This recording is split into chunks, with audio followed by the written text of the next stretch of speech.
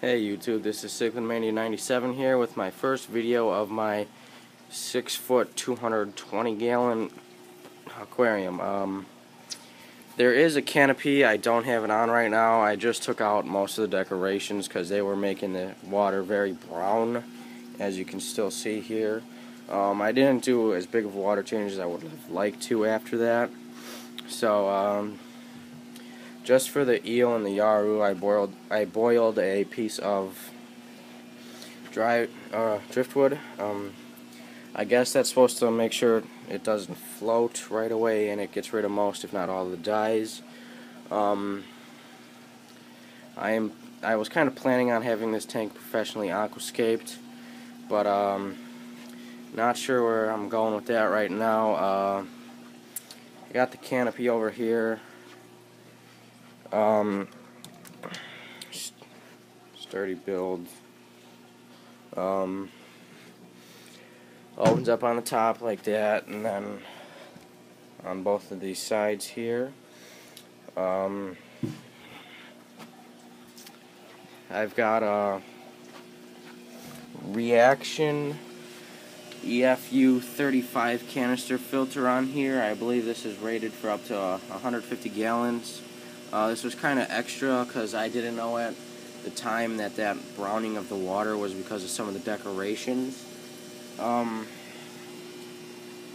decorations I was using, some of them over here, but the ones that I think were causing the problems were the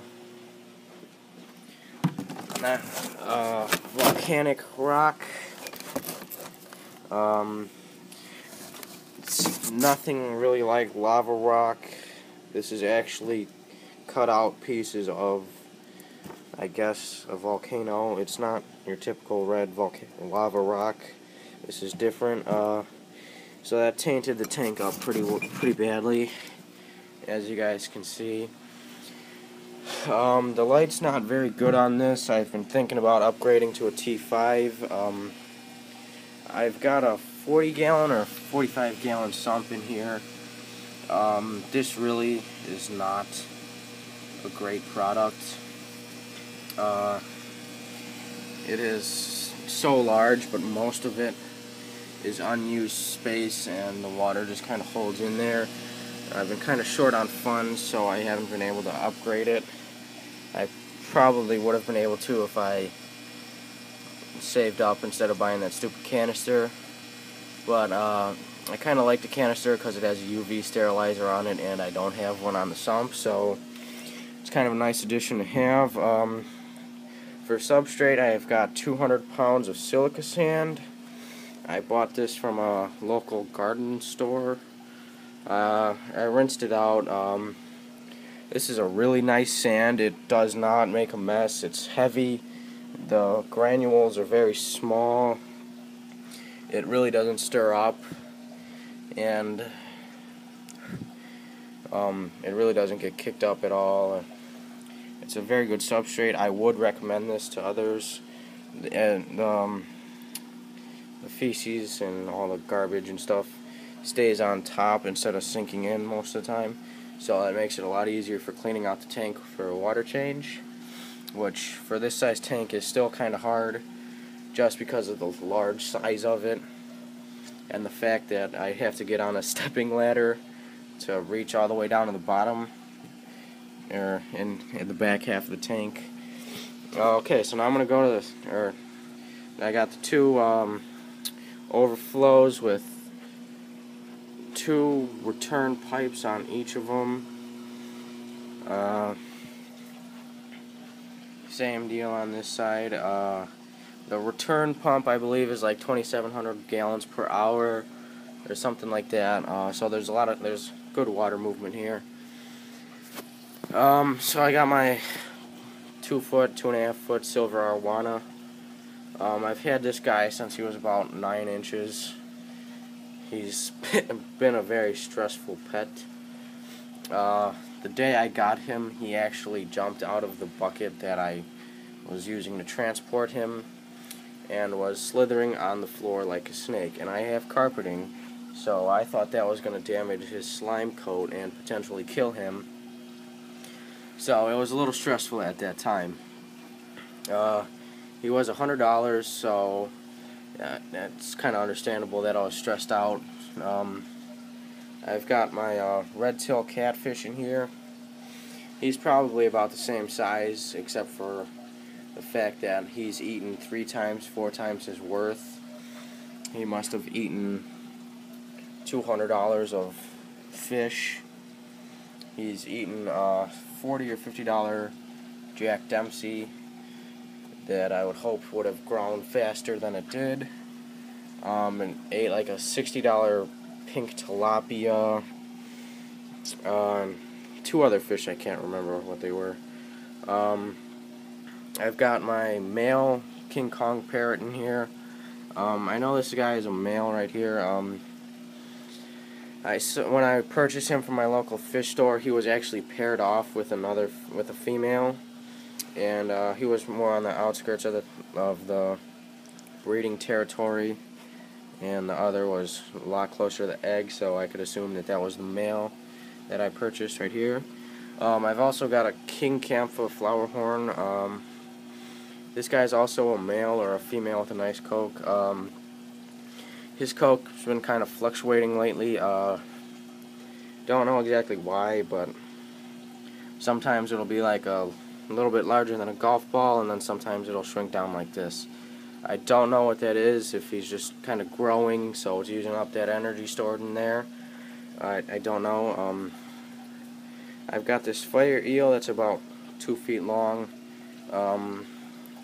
He's kind of my next big concern with the red tail. I've got a feeling that I'm going to have to get rid of that red tail just because of the fact that he's going to eat this fire eel within a year if I don't.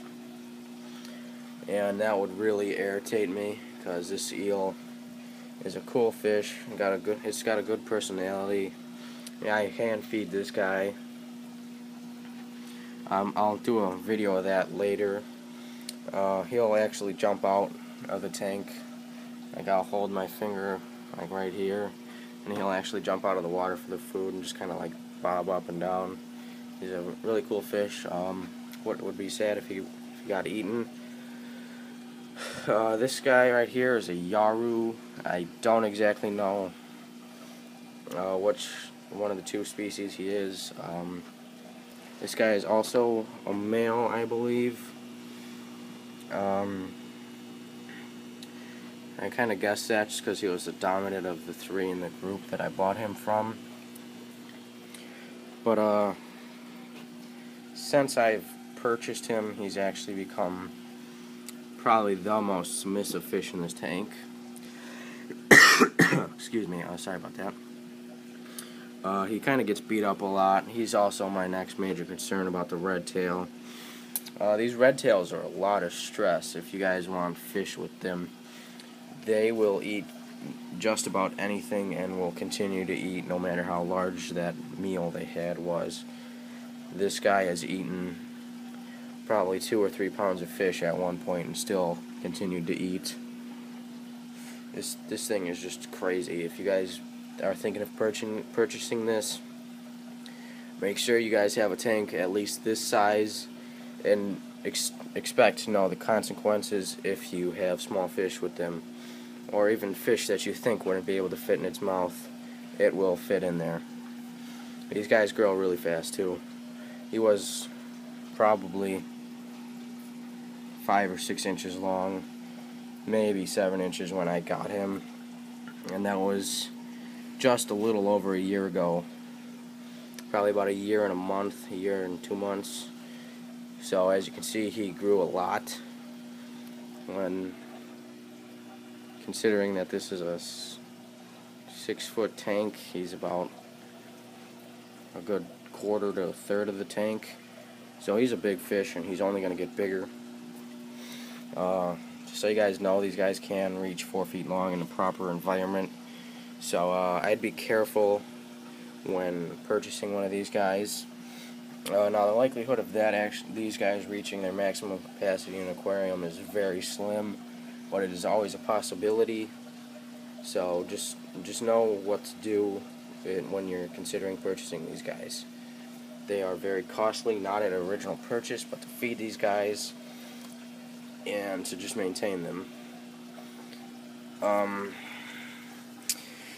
That's about it for this video.